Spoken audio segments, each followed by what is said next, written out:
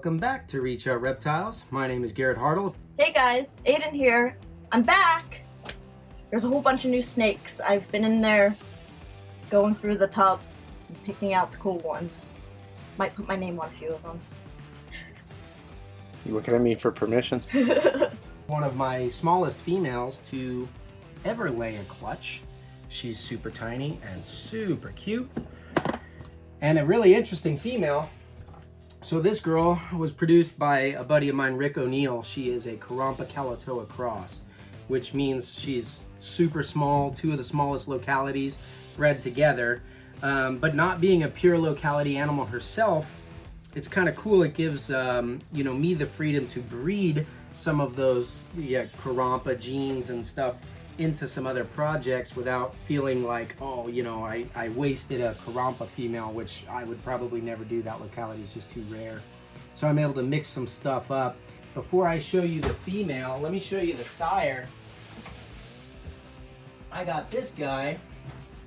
He's super rare as well, but this is actually a Sulawesi that was produced by Jonathan Hoflick, and they're from a region called Bantaeng actually. But I love this guy because basically he has all of the opposite traits of a super dwarf. He's got this intense yellow head, really rich black, kind of inky, smooth flowing pattern.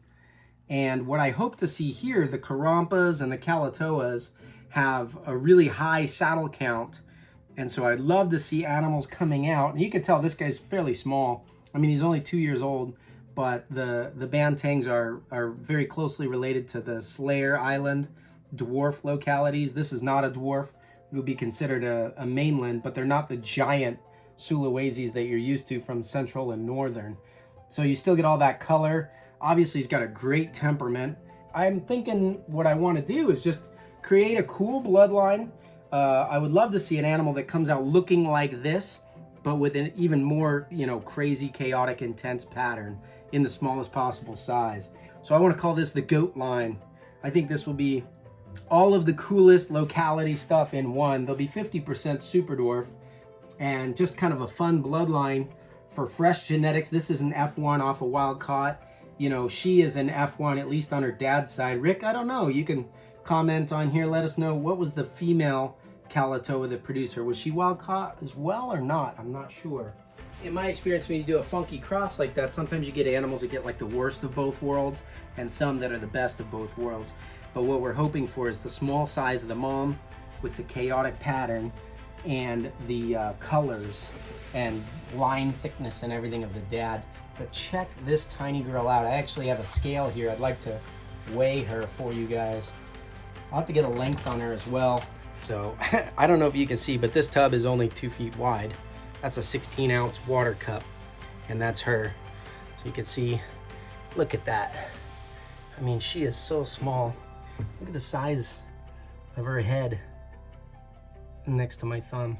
Just a tiny little girl. So let me see if I can pull these eggs. Hi, sweetheart. Super sweet girl too, aren't you? Yes, you are. Come here. Now I know one of these eggs, I obviously came in and numbered them already. One of them wasn't glued on too tightly.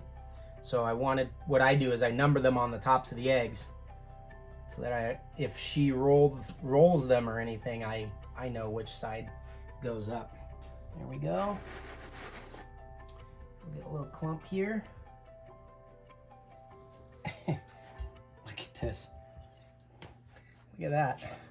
I mean, if she were curled tightly, which she doesn't want to, I was hoping I could get a picture of. I bet I could just palm her single-handedly on a clutch of eggs. She's so small. I'm betting she's in ball python territory. These things are cute. They look great. I don't think I'm even gonna bother tearing them all out into one layer like I typically do. But there's the eggs, and here's mom. So let me go ahead and get these eggs stashed in the incubator, and then we will weigh the mama. And I don't know how this screen is gonna turn out. It's really hard to, for some reason, to see the numbers. I don't think it's gonna work for us.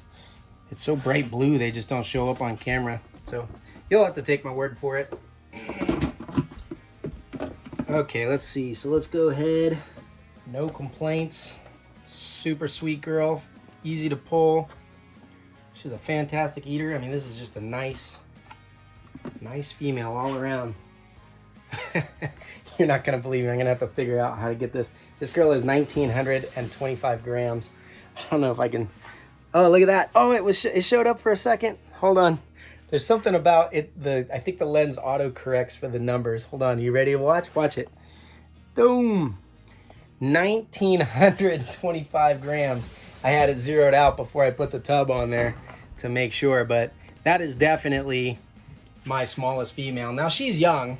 She is 3.5, which is actually very young for a small super dwarf like this to be laying. You know, she was going through the motions. Everything was really good on her, and I don't know, when you breed enough of them, sometimes you can just kind of tell. Obviously, she's not pushed to breed or anything, and she was a chunkster when she came in, but you can see how scrawny she is now. These little girls, they just give everything to their eggs. But that is pretty incredible. So, you know, I do think that female will gain a little bit of size over the course of her life.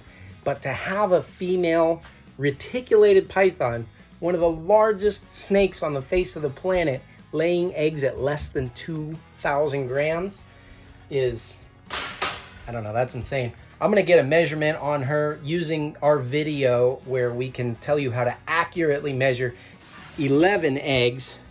Took everything out of her. See how scrawny she is? You can see she's just really indented here and all that kind of stuff.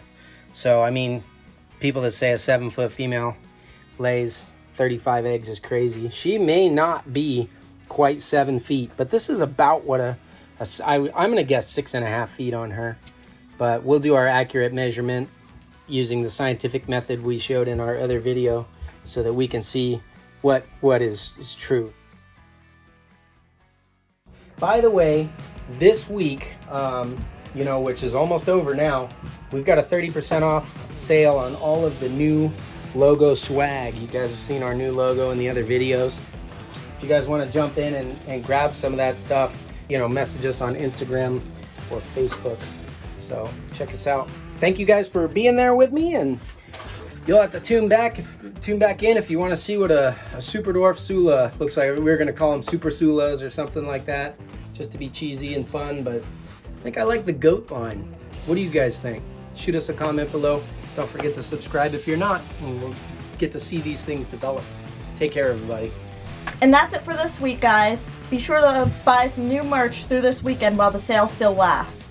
And on a serious note, guys, it's really great to be back, and I really appreciate everyone who reached out to me and helped me get through this experience.